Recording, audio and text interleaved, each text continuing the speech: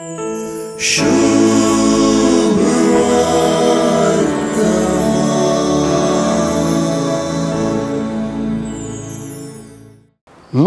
आईचे सुवार्तेंत एके ल्हानशे ओपारी मुखांतर जेजू आपलो पाटलाव करचे विशीं भोव गरजेची शिकवण दिता.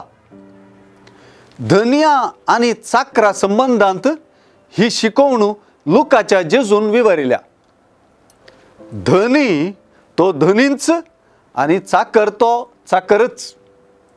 धन्याक कितें गरज आसा आनी धनी कितें फरमायता ताचेरूच चाकराचें जिवीत आदारून आसता. चाकरान आपणाक जाय तशें कारभार चलोवंक जायना. कारभारपण धनियाचेंच. ह्या कारभारपणाक पुरक जावन चाकर सोमकल्यार मात्र चाकराक आपली पोड मेळत. ही सायकॉलॉजी धनी आनी चाकर दोगी जाणांत. क्रिस्त पाटलाव्यान देवाचें धनीपण मानून घेवन फुडें सरचें पडटा.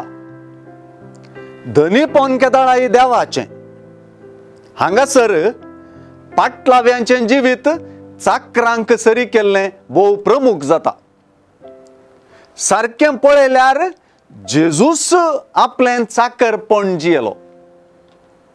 आपल्या बापान आपणाक कित्याक धाडला वा अभिषेक केला म्हणलें तो स्पश्ट जाणा आसलो. देखूनच बापान फरमायलेलें जेजू जारी करूंक पावता.